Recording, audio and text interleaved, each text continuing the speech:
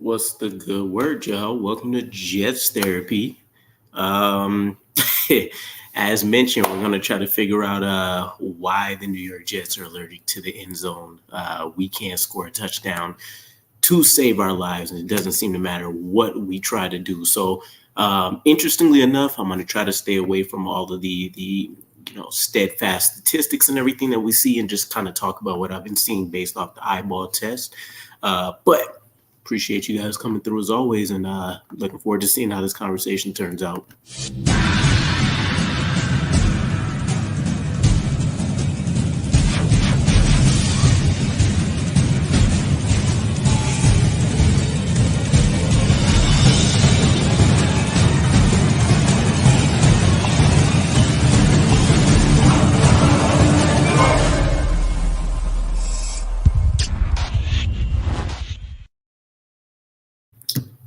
All right, Dakota, appreciate you. I see you in here. But as mentioned, the New York Jets, it's no secret to the NFL or anybody in the building. We have a problem being able to go out there and put 6 points up on the board. And I don't mean two field goals. I mean, when it comes to the gold zone, as we heard Nathaniel Hackett call it, we just seem oblivious to being able to get in there. And I think the icing on the cake for me personally was the final minutes of the was it the Raiders game? It might have been it was the Chargers game where it's garbage time. There's absolutely no way we're going to be able to pull out a victory at this point. So the defense is playing as much of a vanilla coverage as you can possibly ask for, and we make our way down the field. Zach Wilson looks to CJ in the end zone, and we get a drop, right? And that kind of caps off the 4-and-out as things are being wrapped up there. But it's mind-boggling that 11 weeks into a season, we only have 5 passing touchdowns, and everybody highlights the NFL in this modern day era. It's solely built to benefit passing attacks, quarterbacks being able to either move on the ground with their feet, being able to sling it through the air, more protection for receivers and tight ends. And so it's hard to fathom that I don't need ridiculous passing yards, yard totals. But I would expect in this day and in time that we can at least get 20 touchdowns on the season. And that has been harder than you think, right? And actually, this is one that I do want to take a look at real quick, but I'm almost positive off the top of my head that Zach Wilson has never reached the 20 touchdown mark. So let me just confirm that real quick. Absolutely insane. This is for 2023. I want the career stats. Yeah, so his his best season, and I've highlighted this a number of times, I felt like has still been his rookie season where he had 9 touchdowns. But as much as we talk about the improvements, and again, it's not like we're saying he's suddenly an above average starting quarterback. You're still talking about a guy that looks like he's going to finish his career with the New York Jets, throwing more interceptions than touchdowns. He hasn't had a positive ratio in his entire career so far, hasn't hit double-digit touchdowns, and it's going to start with him, right? We get him his rookie year. Things are, I won't say expectations are crazy, right, heading into his sophomore year, but we understand that we didn't have a strong foundation around him, right? It was Zach Wilson, and then it was basically just a squad of randos for the most part that joined him. And then, of course, you start adding Breece Hall, you start adding Garrett Wilson. But for the most part, Zach Wilson didn't have anything to work with his rookie year, which is why it is very unfathomable to me that we haven't seen better statistics, at least on paper, out of a guy like him. But, Joe Douglas, Robert Saleh, they built a pretty vicious roster around him. I will still stand on the fact that we have one of the best underrated weapon groups in the NFL for a quarterback. I mean, when we had all of the talk prior to the trade deadline about trying to bring in a veteran quarterback, right? Kirk Cousins was the guy that we heard a ton about, right? His final year of his contract with the Vikings. They had a losing record at the time. Things weren't looking very good for them whatsoever.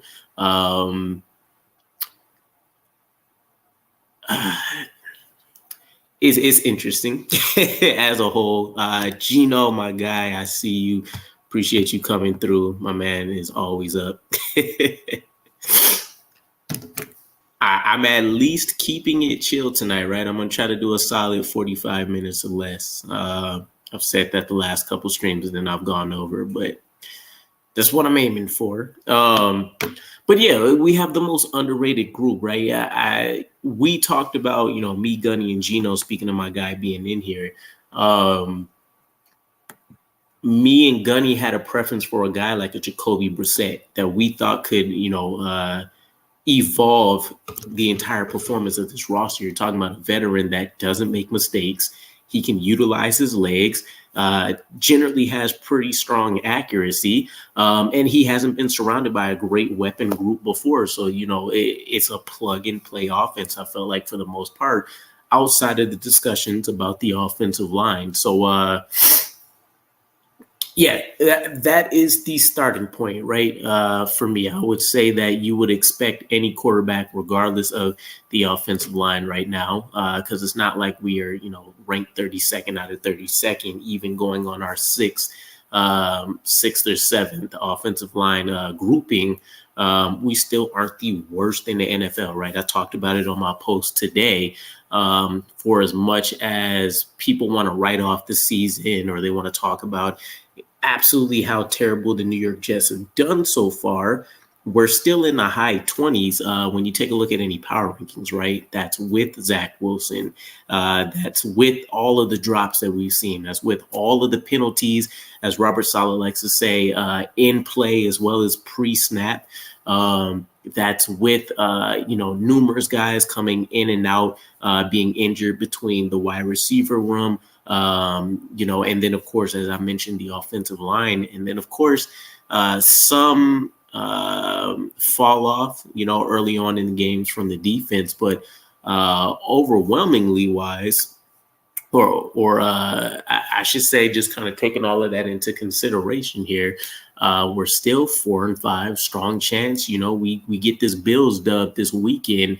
And I think you start seeing the narrative change quite a bit, right? They're reeling, we're reeling, but they've had the winning mentality to try to pull through, whereas the New York Jets were kind of on the tip of the iceberg of this same old Jets kind of conversation. Gino had Dobbs. Yeah. I do remember you talking about being sick to your stomach, seeing what he went for, and us having a couple six that we could have flipped to bring him in.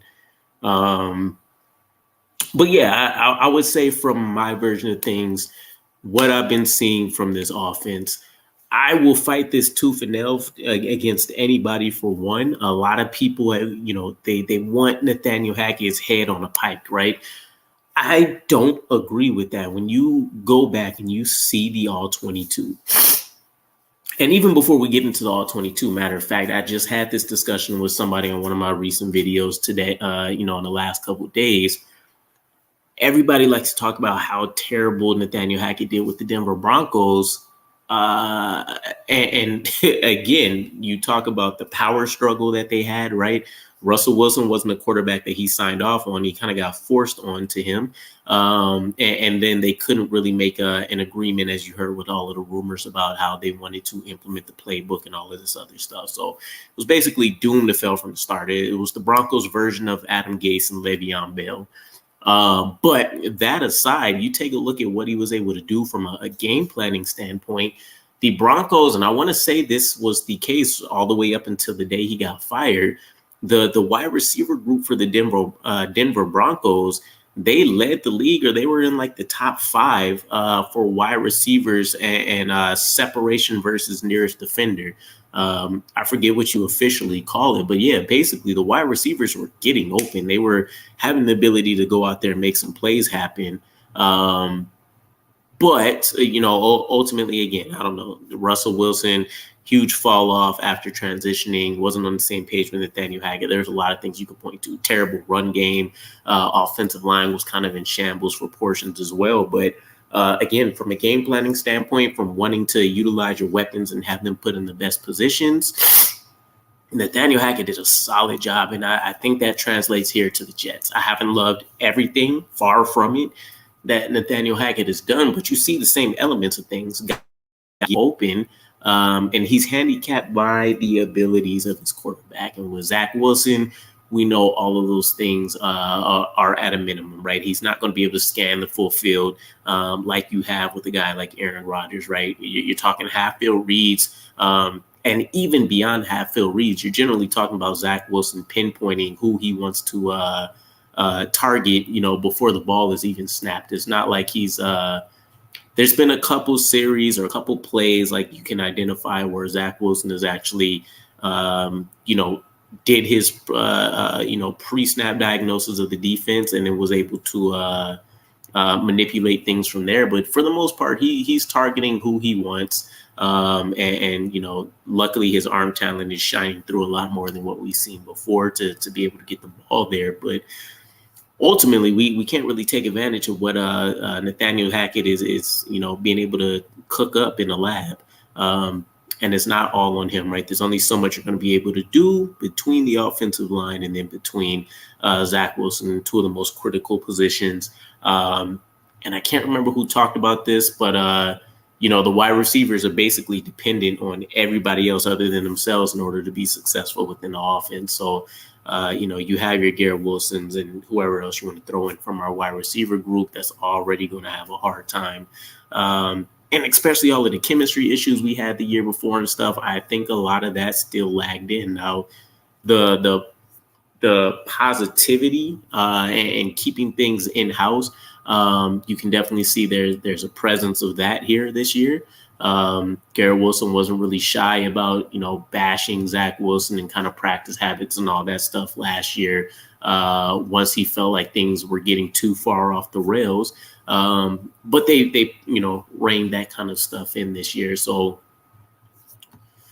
let's see, Luis, what's the good word, boss? What happened to Hardy? Our special teams defense sucks. But Yeah. Actually, I would say it's not like a huge fall off, though. I actually like Irvin Charles quite a bit.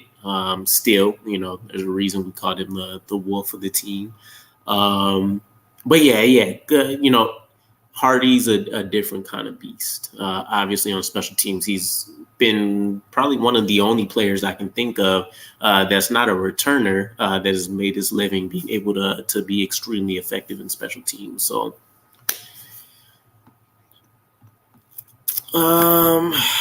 Yeah, I want to say it's been like over a month, and I don't even remember what his injury is. I want to say it was a knee or something like that, but do you think Cobb is going to be active this week? Doubtful. And based on what we've seen recently, right, Michael Carter being released, Robert Saleh talking about the personnel changes, whatever happened in this secretive meeting with Garrett Wilson and the offense, or at least the team at large, I doubt that'll happen, right? At this point, you need to make sure you are putting guys out there that haven't already been negatively taken away from the team. So I would make drastic changes, right? If it's me, I'm starting Garrett Wilson. I'm starting Jason Brownlee, at wide receiver 1, wide receiver 2. I'm keeping Xavier Gipson in the slot. I'm moving up Irvin Charles as wide receiver 4. And then Malik Taylor is my wide receiver 5 right now. That would be the rotation. Well, obviously, we probably have to have Allen Lazard in there. But if we keep 6 on a game day, that would be the rotation that I'm rolling out. Allen Lazard wouldn't be anything better than a wide receiver 4 for me at this point, right? Jason Brownlee's taking his spot right now. We'll see what he can do. Xavier Gipson is rightfully so looked like the best, receiving option out of our slot players so far. And you're not going to really be able to depend too much on anybody else that we've tried to bring in or that we've seen so far. So that is the way I would handle the rest of the regular season, to be honest. I'm not yanking you probably the first moment you have a terrible mistake for this team.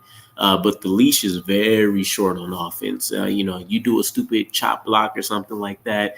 You have a penalty that takes away from a touchdown that's unacceptable. Like you're riding the bench. I'm only bringing you back into the field if we just really need a rest or if injuries creep up or something like that. So what's good, Wild? What's the score for this week? We beat them week 1. I think it was 22-16. And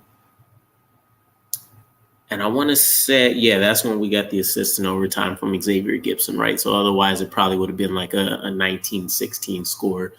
I would probably say, I think sports books have them basically as a touchdown favorite. I would probably say it's closer to being like a 4-point victory either way, 3 to 4 points. So I would probably say like a weird score, like 15-10 or something, somebody gets a safety. And then, you get a touchdown and a field goal. We had the rate. Yeah. I had such high hopes. I had such high hopes because, you actually get the offense that was coming out and we were making big plays in the passing game right away. I think in the first quarter alone, Zach had almost like 75 yards, which, again, the yards isn't everything for me, but you felt it. You seen us moving down the field. Garrett Wilson was involved early, taking advantage and stuff. So it's going to bruise. It's going to hurt for a while. Again, at this point, it's still playoffs or bust for me. As I mentioned before, I think the next 2 weeks will be very telling. If we lose against the Bills, we could still probably somehow pull out a playoff berth, but it's so unlikely, and we would need so much help from the rest of the teams in the AFC. Like, at that point, it wouldn't even be worth it to me. But I'm more interested in seeing if Robert Saleh can last the season, though, because I feel like there's like unspoken pressure that's there, especially when you talk about the fact that we couldn't bring in another quarterback, Zach Wilson probably being handcuffed to Robert Saleh, all those different kind of conversations. Do you think we're benching Zach if we lose? No, I think the coaching staff and the front office was serious about that. It's Zach Wilson or bust, right? What I think in terms of like the conspiracy theory realm is that you don't want to get into the same situation you had last year where you do finally say, let's give Trevor Siemian a shot. Let's give Tim Boyle a shot. They come in, they have instant success, right? It doesn't have to be doesn't have to be a Mike White Bengals situation where they get a Hall of Fame game, type scenario.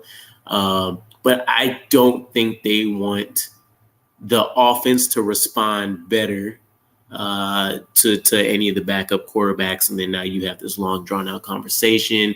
You probably still want to keep Zach Wilson on your development plan since you have him for another year, just to kick the tires and see what happens. You finally get Aaron Rodgers back healthy. If anything catastrophic happens to Zach Wilson this year, then all of that kind of gets wiped off the table, right? And if people are true or right about this, I know Gunny mentioned it, and it caught me off guard that he doesn't think Robert Saleh will get fired this season, no matter if we miss the playoffs or not. A lot of people seem to think that Zach Wilson just may be the scapegoat or whatever plays out, but I would imagine that probably changed the narrative on that conversation, right? If Zach Wilson does somehow find his way to getting benched, then suddenly you probably have to start seriously considering, giving Robert Saleh the guillotine and calling it, press and reset on the franchise, which I don't see really. Brant Boyer might make it again, just because he's kind of been an unspoken legend in terms of churning out pretty solid special teams units. But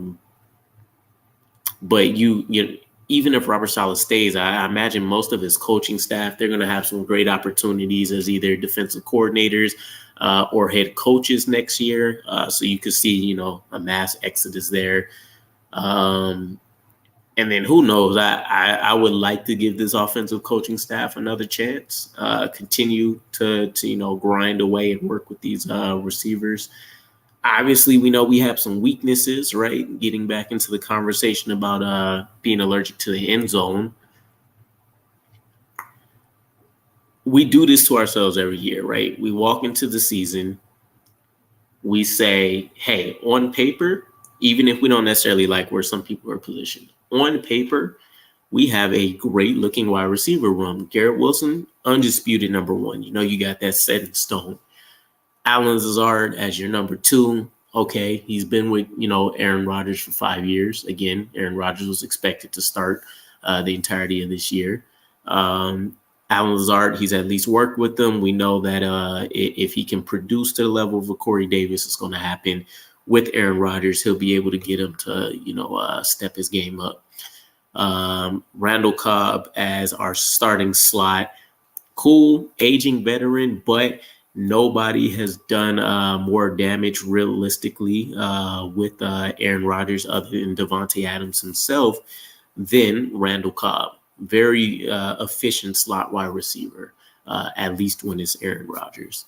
And then you were taking a look at, your fourth option, which I don't remember as cutting anybody we didn't expect. So, outside of Corey Davis retiring, but then you're talking about all of the young guys and you feel cool about that, right? Based on what you've seen. Jason Brownlee being back there, Irvin Charles, he has some off-season standout performances.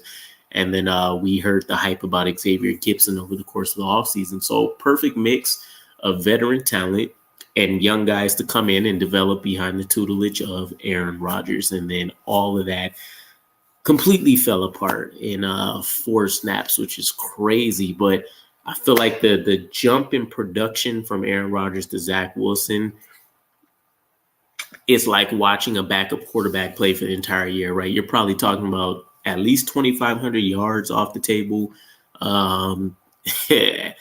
at least 25 touchdowns, I would argue. I think Aaron Rodgers could have put up at least 40 with the unit that we did assemble.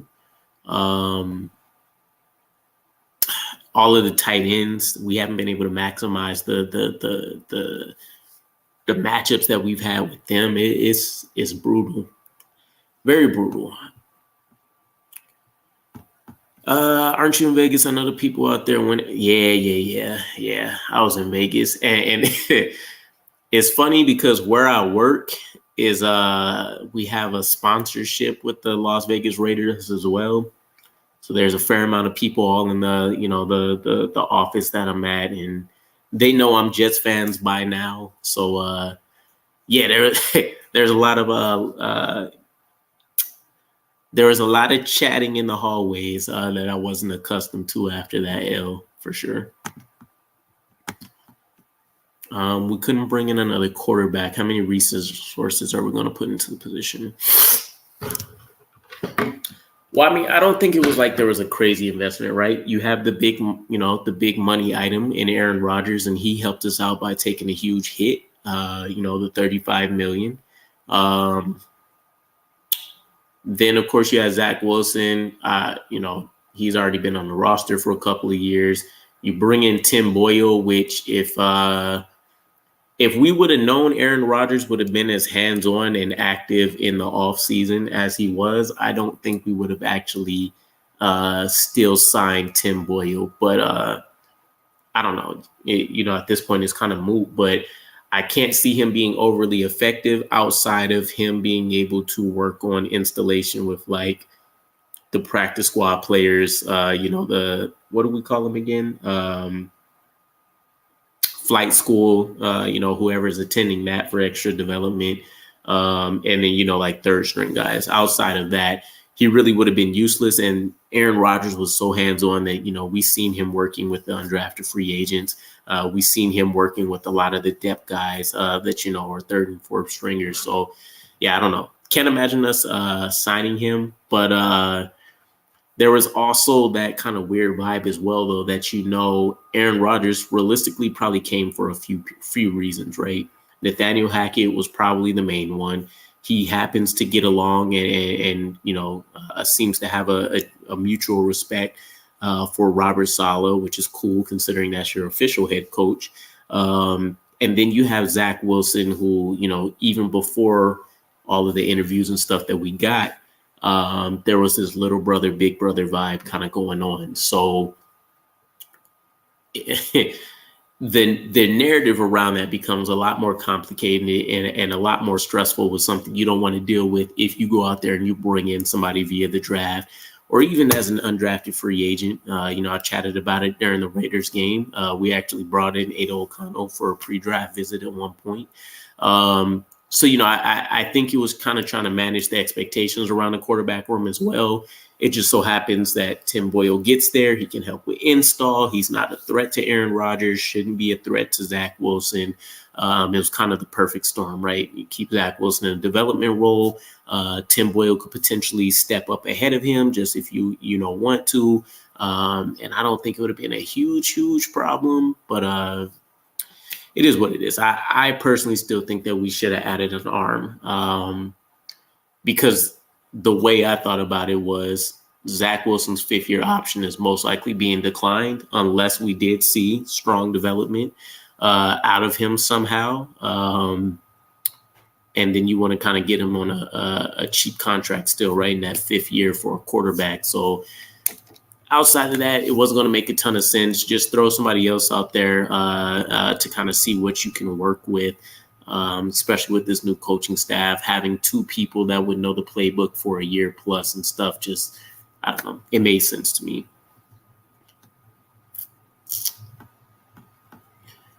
I think Trevor is no longer with us. He did a physical with another team, I think. Trevor. Who's Trevor? Oh, you might be thinking about Chris Streveler. Yeah. I know he just, I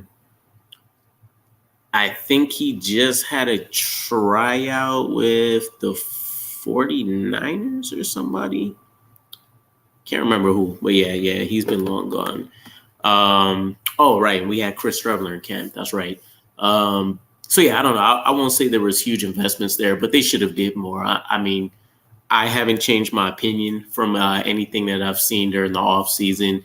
Heading into the season, what happened to Aaron Rodgers was obviously the worst case scenario, and I think completely unexpected, even in our most wild dreams or nightmares, I guess I should say.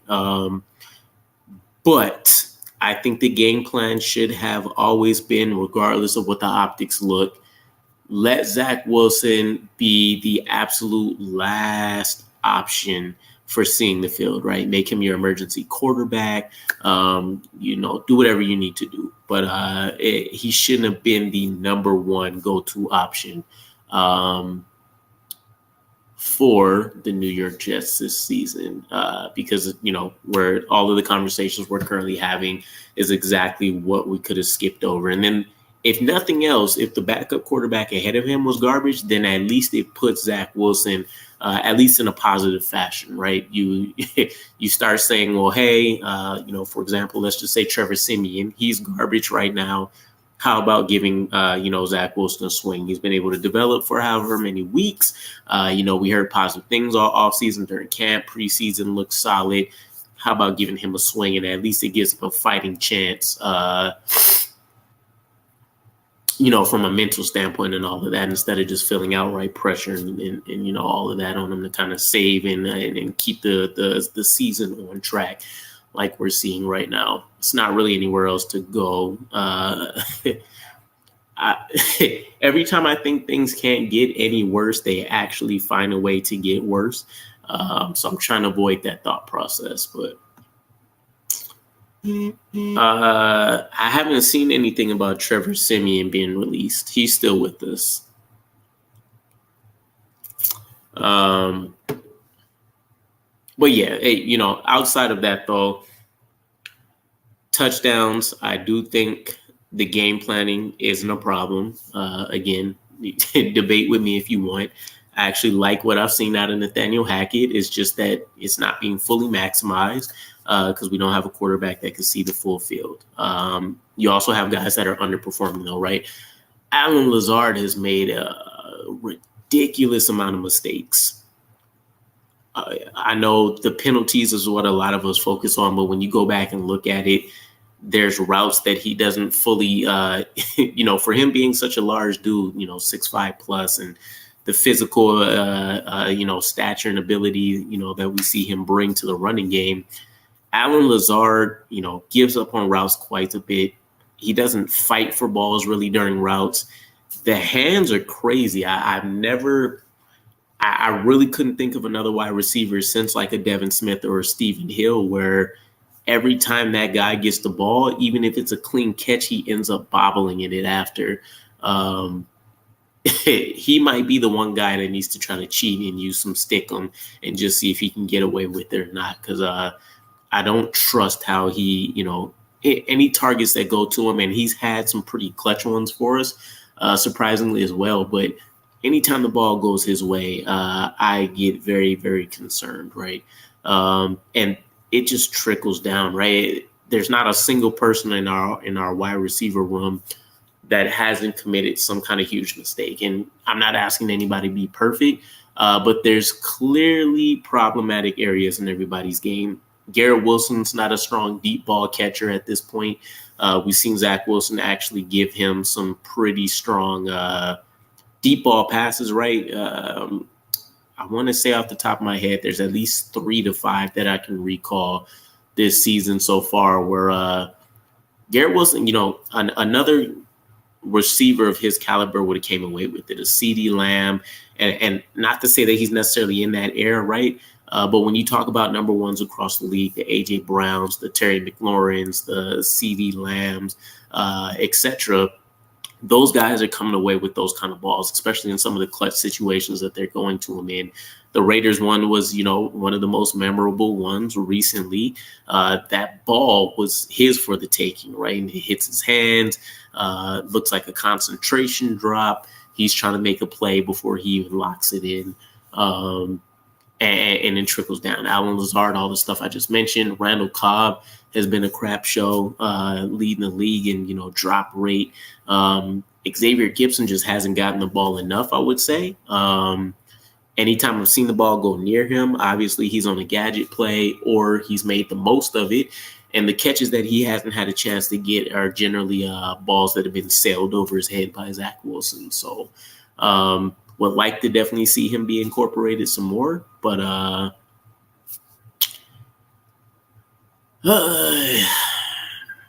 there's so many problems within this New York Jets offense that I try to stay positive. I try to give reasons for what, I think could be a good way to go about it. And again, I'm not an offensive guru, right? There's no genius here. I'm not an NFL coaching for a reason.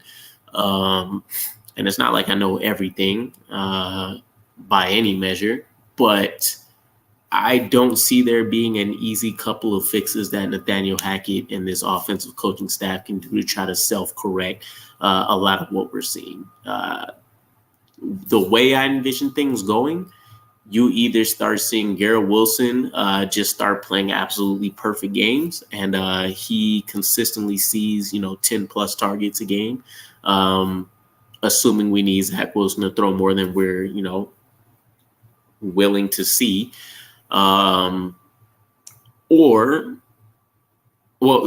Basically that. You see Garrett Wilson start basically playing perfect games for us. He's seeing 10 plus targets consistently.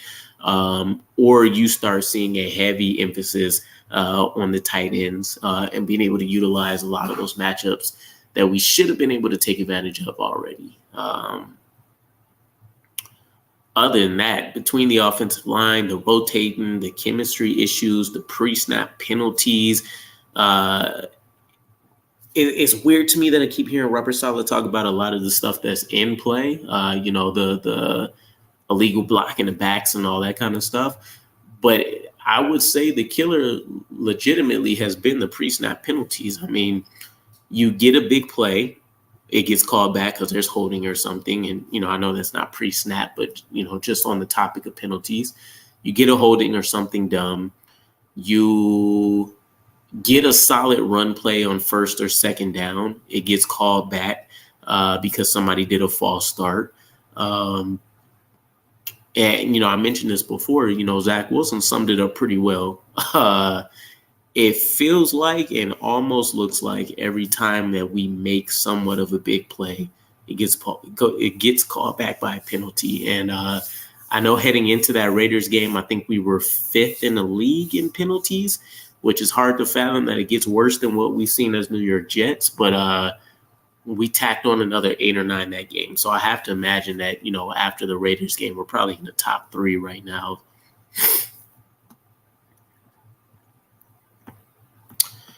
What else personnel changes will happen? So Zach Wilson's obviously still going to be starting. Even though we released Michael Carter and everybody's excited about Izzy, I mean, Michael Carter only saw, I think it's 8 rushing attempts this year.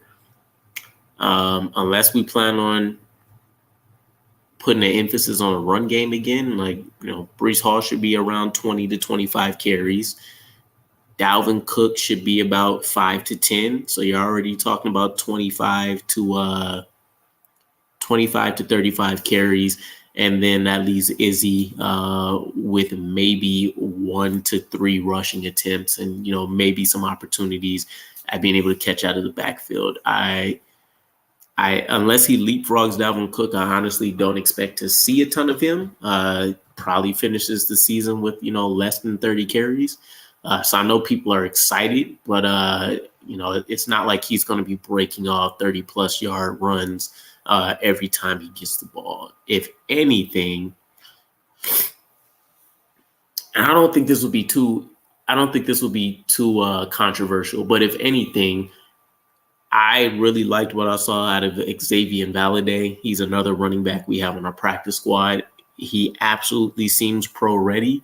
And he fits the running style and stuff that we want to see on this roster. He's just not as explosive as a guy like Izzy is. I would put him in. He would probably be more productive immediately with the same minimal amount of carries he's going to get than Izzy would be. But yeah, I don't know. It's all relative. Again, I think Izzy's still coming in as RB3. He's not going to see a ton of usage outside of special teams. And then as far as the wide receivers, I told you guys my plan already.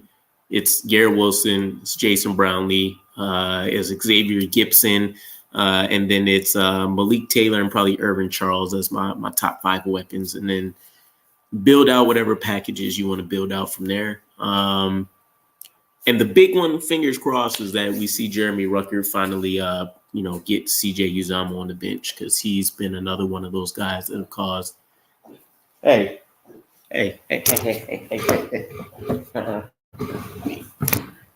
I'll be right back, guys.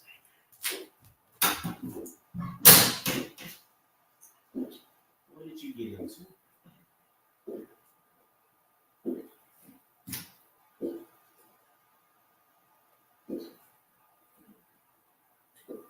Yep, get it out. Little butt ate something you wasn't supposed to eat, huh? Go ahead.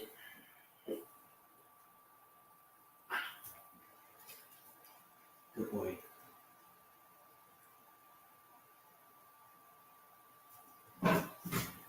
You good? You got anything else? Okay. Cool. My bad, y'all. I heard the dog dry heaving and all of that. Yeah, hopefully, though, fingers crossed with what I was saying is Jeremy Ruckert sits CJ Uzomah on the bench. I think we've been 100% wasting all of that athleticism, and I talked about it slightly before. Jeremy Rucker, much like Tyler Conklin, he's out there cooking a lot of these linebackers, a lot of these safeties that he's been lined up against. So if there's going to be a way for us to get some more open looks for Zach Wilson, I think he will be the guy to get it done. I think Lazard is hurt and trying to play through injury. Well, I know he had the knee injury, I think, for the last 2 weeks, but realistically, he's been trash all season. Even if he was playing through being hurt, though, and you're not seeing separation or you're not seeing his ability to like box out DBs and stuff like that, the problem with me still is mostly the hands. The fact that you bobble like 90% of every catch that's coming your way, and you can't secure it right away, being 6'5" with the massive hands that he has and stuff, being a body catcher at his size shouldn't really be a thing. That's what, that's what's more frustrating than anything else. I'd rather have him recover than hurting the team the way he's playing. Might as well not be out there. Thing is, we're short at the position. Yes. This is why people say the grass is not always greener on the other side. Who would have thought that we would have been, talking about Corey Davis as missing him, right? A lot of people, and maybe it was 50-50, right? It's not like I have a huge following and I'm talking to millions and millions of Jets fans or anything crazy like that. But generally, from what I've seen and watching other content creators and some of the comments and stuff that are in the chats or the live streams, a lot of people did not like Corey Davis. They wanted him cut or they wanted to trade him. And it wasn't even the fact that we were getting Allen Lazard and they thought that was an upgrade, which is completely laughable now. But just overall, they thought Corey Davis suffered from a ton of drops too, and they just didn't really like a ton of what he offered. I guess it's insane to me. Again, maybe people we put these labels on some of the guys that we bring in, and I think we struggle to move away from that, right? We hope that he could be a wide receiver number one. That didn't turn out to be the case, but he was still an excellent wide receiver too, right? And again, unfortunately, you had Zach Wilson, so we couldn't really take advantage of all of them. But man, you can't tell me that we would probably be having a much easier time getting into the end zone, or at least being able to convert on some of these third downs if we had Corey Davis in the building still. I even remember a couple of weeks ago, I think, what's his name? Matt O'Leary. I want to say that he had like some rumors that floated out there that like Corey Davis may make a surprise comeback to the team or something like that. Like, I was going crazy on the inside because that would have been exactly what we needed, right? If we could have got him back, and then we also still seen Aaron Rodgers come back, later in the season, assuming we're in a 2 to 4 wins better than what we're looking at right now, we would have been primed, ready, and set to go. Corey Davis almost got killed. Zach at quarterback. Yeah, I think he's scared. He should be. I love the 3-game stretch where Zach Wilson was getting close to like a 70% completion percentage. It was great, right? But I mean, realistically, even with having those huge outlier games, like I think he's at or just below 60% completion percentage. And it's not all about, the completions themselves. I think it's about the quality of the passes. So when we talk about accuracy, I know a lot of people point to the completion percentage right away, but I heard X Factor talking about it once before and completely agreed, and we chatted about it a little bit, but there's no way to calculate per se being accurate with the football, but not putting your receivers in harm's way when necessary, right? Like a lot of what you see Garrett Wilson doing right now, and if anybody's working through injuries and still being highly productive, is him. Garrett Wilson has to leap outside of his body sometimes to catch these passes on like simple slant routes where he can't he should be able to just continue, planting his foot in the ground and going about his business. But instead, he has to jump vertically. And then now not only does he has a chance to let a DB that shouldn't have been in the play knock the ball loose, but you also have a safety that's flying in, ready to lay the hammer on him. And it's just tough to know that that's going to happen almost every single time that you get a pass. And it's not like we have these DK Metcalf built guys. Garrett Wilson still, to me, he's definitely more of a finesse player. Alan Lazard, he's soft for his size. Xavier Gibson, small. Irvin Charles and Jason Brownlee are the bigger dudes, but we haven't, been able to actually see them get involved in the offense. And then Randall Cobb is an aging veteran, so he doesn't want to be getting smacked at full speed by some young guy either. If it was me, I know they're getting paid millions and all of that, but imagine you're making $10 million a season, but you have to forfeit, almost half of that in surgery costs because you got to repair your entire body after getting some of these passes from Zach Wilson.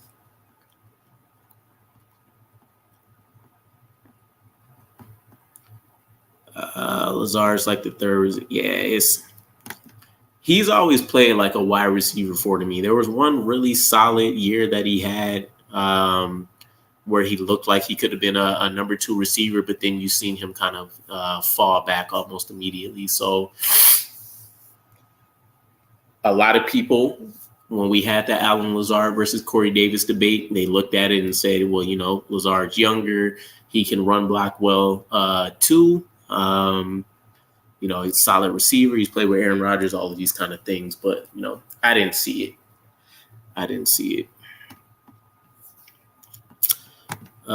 Zach's going to get Garrett killed with these hospital balls. Yeah, facts. If we lose against Buffalo, we rank for Marvin. All right, I'll wrap up in like 13 minutes. Cap it off at 10:30. Marvin Harrison would be dope. He would be such a great signing for us. With that said, I can't see a world where we get a Marvin Harrison, right? I think even with this quarterback draft class, and we'll see who ultimately comes out and stuff, but Marvin Harrison feels like he's going number 1 to me.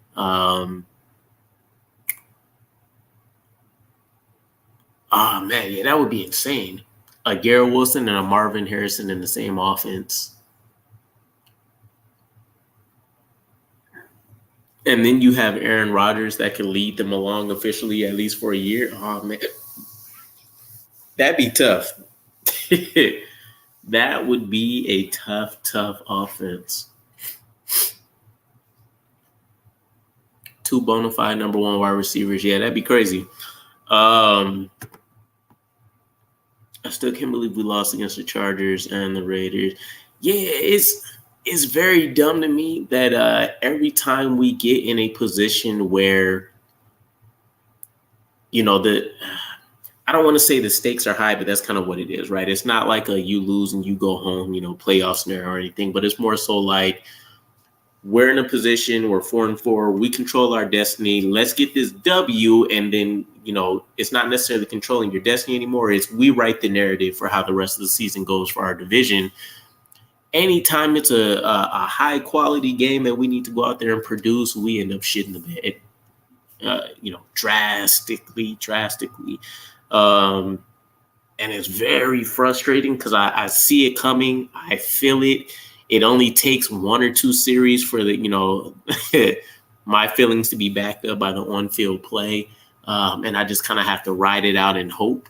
But like I explained to a lot of people too, you back away from the numbers, back away from the film and all that kind of stuff, and just you eyeball test these games. All of our victories, all of our losses, like they're all extremely close games. I mean, as easily as we say we should have another 2, 3, 4 wins, you can easily say we should have another 4, 5, 6 losses on our roster with some of the for our team with some of the improbable comebacks that we've had. I mean, what we did against the Cleveland Browns, last year was insane. But then you take a look at the Giants game this year. So it's we always seem to be able to pull a rabbit out of our hat. We just can't pull our heads out of our ass for some reason, and actually take care of business when it needs to be taken care of.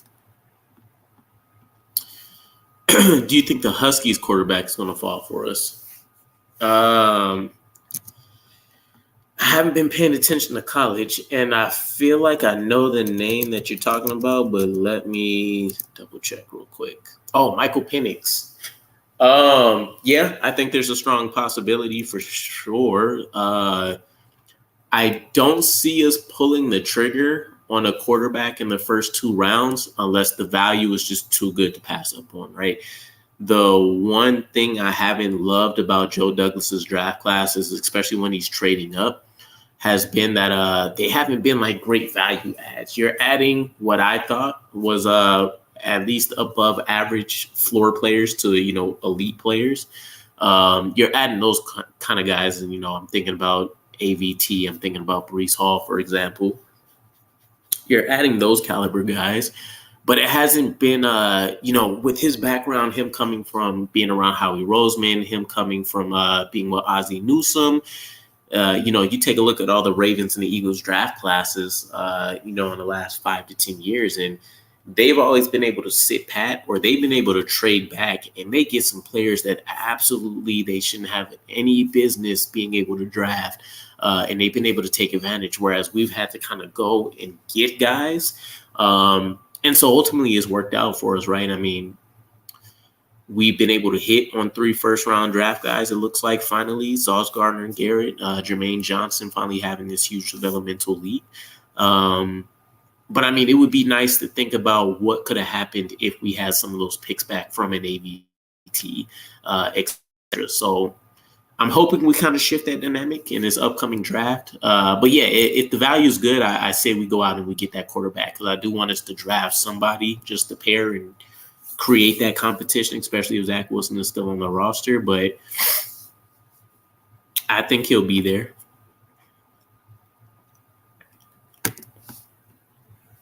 Rodgers got Lazard paid. Look,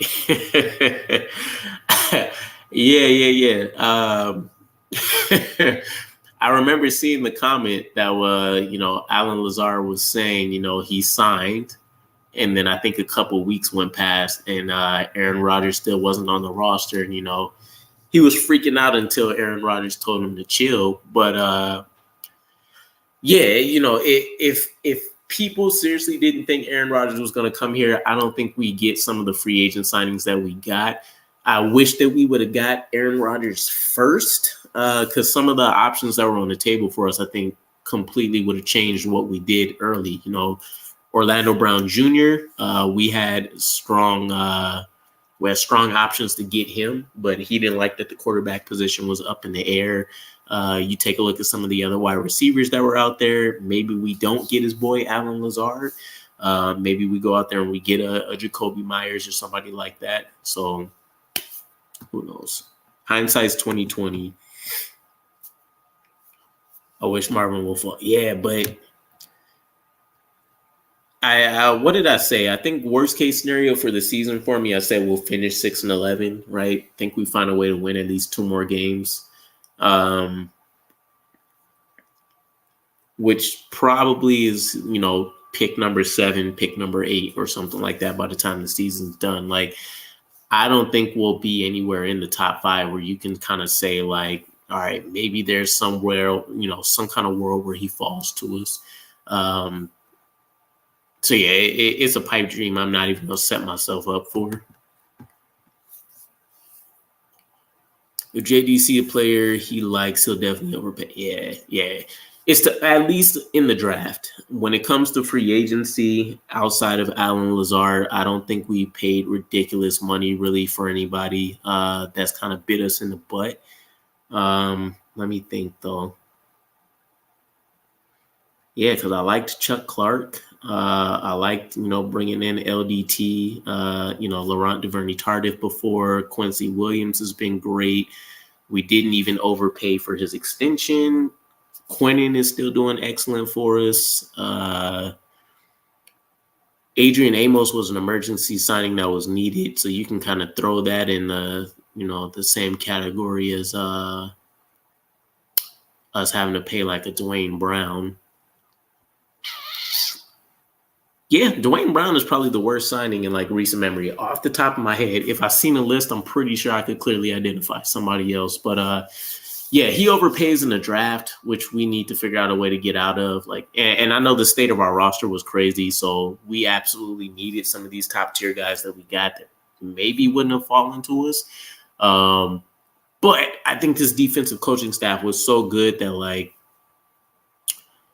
we could have turned any defensive player more likely than not into a solid player. And then as far as offensive guys, yeah, if you want to trade up for them to a certain degree, cool. But like, Garrett Wilson fell to us, luckily. I'd like to think ABT may have lasted for us, but yeah, I don't know. If anything, we need to beef up our offensive line scouting talent and be able to find some of those hidden gems on like day 3. Where people are getting these 5th and 6th round starting guards and different stuff like that. But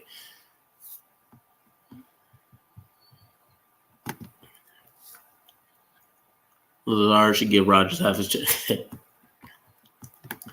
The quarterback from LSU is good too.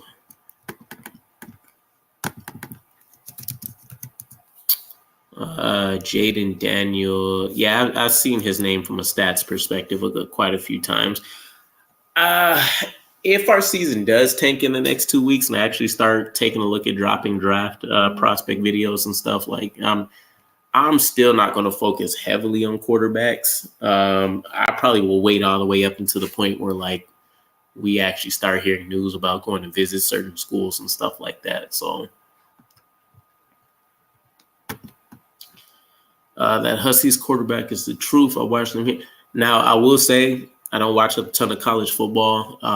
Randomly, when stuff is coming on, especially with me having like NFL Plus and checking out college games a little bit more often, stuff like that, I have actually seen a game or two of his, and he does look pretty nice. Not gonna lie, it's definitely shaping up to be an extremely solid quarterback group coming in. Have you seen our former right tackle, left tackle Fant? Yeah.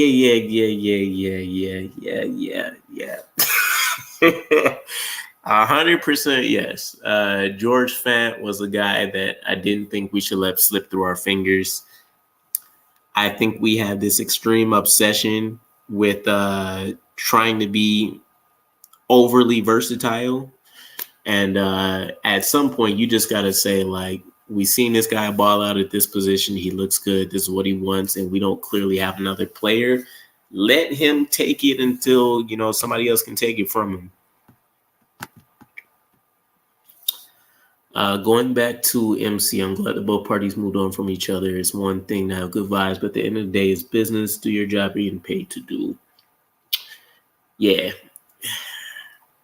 It sucks. What I'm concerned about is I've seen some of the stuff from like the players, because from what I understand, Garrett Wilson had the players meeting, right? And then not too long after that, we got the release of Michael Carter.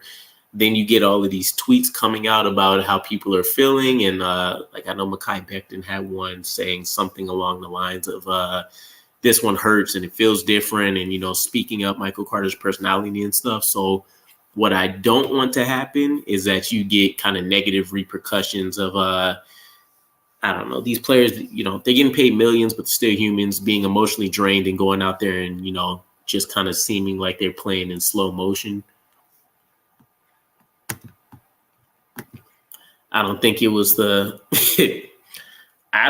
right message to send. Now I know from a cap standpoint, some of this stuff would have made sense, but I would have chopped CJ with the quickness. But then I also heard Garrett Wilson on like interviews and stuff where he's saying, from the offensive side of football for the Jets, there's not a ton of there's not a wealth of verbal veterans that have been productive and stuff like that are speaking up in the locker room, right? You have and I think he pointed out CJ. He pointed out Alan Lazard, and then I think that was really it. Yeah, I think that was really it. Obviously, you have Randall Cobb who's helping out and stuff like that, but like they don't really have that alpha dog that's going to speak up and say like, "Hey, we're playing like shit," and that has veteran experience. That's going to speak up and really help that team course correct. It's basically coming from the coaches, and then you have a couple of guys that are reiterating things. But again, like, if I'm in that New York Jets locker room on offense and, the coaching staff comes in, they tell us our stuff about what we're doing wrong, yada, yada. And then I see CJ Uzama step up and he's telling me, hey, we got to do such and such. And you're one of the main reasons why we've been in a hole or we've been avoiding the end zone and stuff like that. I'm going to tune you straight out, right? So we would need more so. And it's not the way it needs to be, right? It's not the general way, I should say, that things happen. But you need your Garrett Wilsons and your Breece Halls more so to step up than anything else in this kind of environment, right? The guys that are actually making the offense work need to be the guys that are sending strong messages week in and week out. And I think he knows it, right? That's the reason why. That's the reason why he called a players only meeting. So. Hey, JR Jet, appreciate you coming through, especially with the super chat here, boss. I have faith in the things done this week. Oh, okay. It cut off. I was confused. I have faith in the things done this week to spark us. Yeah, I hope so. I hope so. Again, I hope that Michael Carter release doesn't, hit the team and, knock them off of, their game and focus. But I'm going to wait until we see what actually happens in like our first series, right? Because they say personnel changes, just switching up your third, your third string running back. It's not a huge message. But the players meeting, Michael Carter's release, hopefully getting Izzy, hopefully getting Jeremy Ruckert some more play, getting Zach Wilson locked in, hopefully for a game that's really kind of make or break. It is going to be vital for us. So there are high hopes on my end. But I'm going to wait and see. I am erring with the history, though. I know the Buffalo Bills haven't really been able to beat Zach Wilson for whatever reason so far. So we do have that going for us. And, as much as we're struggling, the Bills, in my honest opinion, they have it the worst, right? Because you're coming from seeing high-end success where you're just a couple of plays for the most part from not being in multiple Super Bowls. And now you're going off the rails. I do like the offensive coordinator that they just brought in, Joe Brady. And if I remember correctly, he was with the Panthers before they ended up cutting him. I really do like what he did. He's the reason Joe Burrows got drafted the way he did with that insane, 50-plus touchdown, final season at LSU and all of that. So we could see some pretty interesting things come up. But yeah, I'm actually pretty excited for this game and hopefully getting things back on track for us. Again, we're not completely out of the woods when it comes to reaching the playoffs, and I still think we need to probably win our division to get there. But the AFC has been, as shaky as ever. We've had multiple weeks now where if we would have won and the rest of our division was losing, we're talking about the Jets potentially being up like 1.5 to 2 games on everybody in the AFC East. So still plenty of time to kind of set things right. And again, the schedule isn't too crazy with guys that we have left here, but I don't know. Worst case scenario, if things do continue to snowball, again, 6-11 is a finish for us.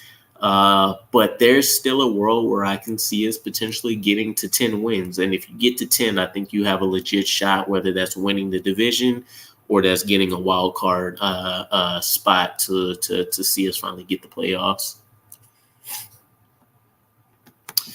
Luis, my man, appreciate you as well with the super chat.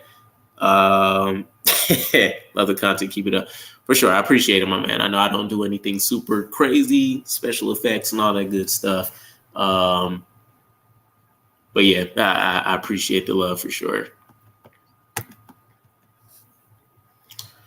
The thing is, we need our leaders on offense to step up and hold these young players accountable.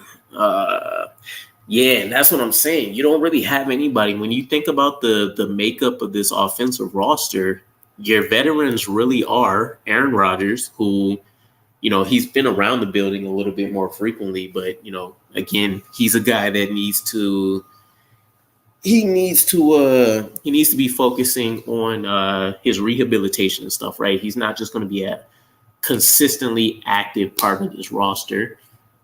Oh, don't tell. I got my Madden playing in the background. I got a sim league, and I think we're about to lose the Super Bowl on some last-second field goal crap. Either way, but yeah, you take a look at the offensive roster. Aaron Rodgers, he needs to be working through his rehabilitation and all that kind of stuff, so he's not going to be a consistent presence in there. He's more so from a you know how they make jokes about fathers and parenting, where they say, we're not going to be micromanaging everything about the kids. You're just kind of there to cut out the big stuff and put it into that. That's kind of where he's at right now with this team. Hey, okay, my boys are still alive. He's just kind of taking that role right now. And I know they said that he should be coming back in full capacity to the team, I think in a couple weeks or so. So that's good news. But yeah, he's not going to be that consistent voice right now. In the running back room, you're taking a look at Dalvin Cook to be that guy. But again, I think your words only go so far as you are also being productive and helping the team, right? And you have been one of the worst running backs in the league. And if we got the guy that we seen for a handful of plays last week, I would say that, yeah, you probably need to be making sure you're speaking up. Who else do we have? Nick Baldwin, but, I don't think too many people are really listening to fullbacks. No shade on them. Alan Lazard in the receiver room, he needs to take a seat. Randall Cobb, fortunately, you need to take a seat as well. Offensive line, you're talking about Connor McGovern being the guy, and there's not much that an offensive lineman is really going to be able to say per se, at least to the wide receiver tight end group. And then you have Tyler Conklin, who I get the impression is he rather let his actions speak for him. So he's not necessarily the verbal type either. And then you have CJ, who also needs to take a seat. So it's like every potential guy that we have that should step up and take the mantle and kind of right the ship, they kind of don't have the authority to do so with what we've seen them performing like. CJ's just like Michael Carter, yeah. That shutout MC was not so wavy during Izzy's interview. Wait, what? What are you talking about? Yeah, I didn't hear anything about this. I'm at a loss. I'm at a loss. We need the division that North is a war. Yeah, man. Everybody in the AFC North looks and probably will end up reaching the playoffs. That's insane. I'm not really surprised per se, because I think the team that everybody would have counted out was the Browns, but they have always been a pretty dangerous team to me that just, they haven't had consistent quarterback play either, but brutal. If we're healthy, our leaders will be Aaron, AVT, and Conklin, with Lakin as the backup, maybe. CJ's useless. Garrett is taking that lead. Garrett, I think, is I try not to use the term alpha male too often because I think people overuse that word and kind of been desensitized to it. But he does remind me of somebody who kind of has that alpha male personality. Again, we saw last year when he was calling out the offense and stuff. But you don't have trying to think of some of the other names around the league that I've heard that have kind of shaken things up early. You don't really have a DK Metcalf. You don't really have an AJ Brown. You don't have what are some other guys? A Justin Jefferson type, right? Where not only are they going to prove it out there on the field, but then they also are, they generally have the gift the gab to go out there and be able to back up everything that they're saying. I think the best way I could probably try to put this is like, when you have like a really good manager, somebody at your job, and like they do things in such a way that like you almost want to be great for them, right? And as great as Garrett Wilson has been and stuff, though, I don't see other people, in like some of these post-game press conferences or anything saying like, we see what Garrett Wilson's doing, we want to match his energy level, like stuff like that. It still seems that as put together as the team is, everybody is still kind of thinking about things from like an individual standpoint. Check Connor Hughes' tweet about Izzy's interview. Bad. Let me see. Hold on, I got you.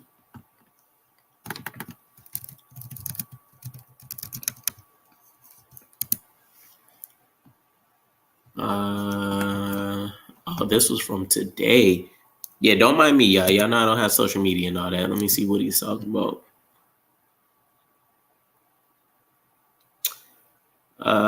So running back Izzy was meeting the media. In background, a player shouted, "Shout out Mike Carter."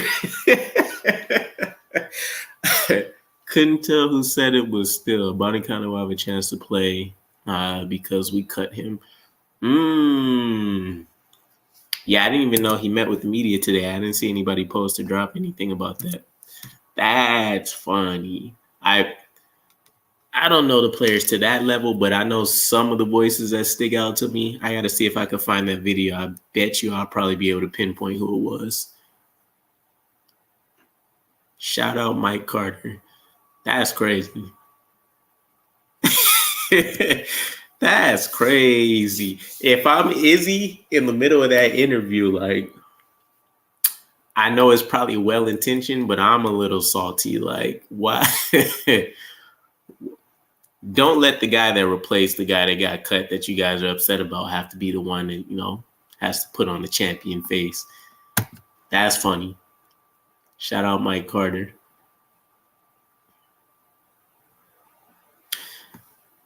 Probably Becton. Yeah, he's a different breed, man. We'll see. It is funny. I wish we get something like One Jets Drive when it comes to like scouting and how they break down like character and stuff, just because it's a whole different ball game from and again, I'm not that old, but I'm definitely old enough. Like, it's a different ball game from the type of personalities we had, even 10, 15 years ago to now, with how crazy social media is and like a lot more power and like ability to dictate things that some of the players have. So it's, I don't know, between people getting coddled and all the participation trophies and social media, like I'd be curious to see how they evaluate guys being actual headaches versus people that are just kind of like full of themselves and they think maybe they can tamper that a bit. With that said, though, guys, I'm going to get ready to wrap it up here. There are some things. There's some things for a video I want to finish researching. I want to see if I can find that media video today. But yeah, I know some of the next big videos I'm dropping, and I don't know if I'm going to make them live streams or not yet. Joe Douglas and the resources he poured into the offensive line, because a lot of people argue about this all the time. So yeah, I want to kind of chat about how much or how little Joe Douglas actually did to try to fix this during his tenure with us so far. And then to be honest, bro, it doesn't really matter if the Bills end up taking a win or a loss this weekend. I'm pretty sure I'm still going to drop a video for head coaching candidates that we might need to be aware of. Again, going back to our conversation I had with my boys on the Jets Fly Squad podcast, I just really can't see the entire coaching staff not worrying about getting fired. There has to be more than a scapegoat than just Zach Wilson. So I don't know. We'll see. But you guys be easy. Again, appreciate you guys greatly kicking it with me. I know, again, a lot of y'all are on Mountain or East Coast time, so it's late. Appreciate you guys rocking with me. I will catch y'all again. I am actually seriously considering moving this to Saturdays. And it'll probably, what is it? I think around like 11 in the morning my time, which I think is when the wifey's is when wifey goes to the gym with the kids. So I would have about an hour and a half. So I might move it there. I might keep it at nights. I got to see. I'm going to put up a poll or something probably in like the next week to just kind of gauge. But yeah, you guys be easy. Try to stay stress-free and hope we pull out this victory against the Bills. But yeah, I didn't think anybody streamed on Saturdays, yo. So I figured it'd be a nice slot. We'll see. Maybe I'll put out the poll for tomorrow, matter of fact.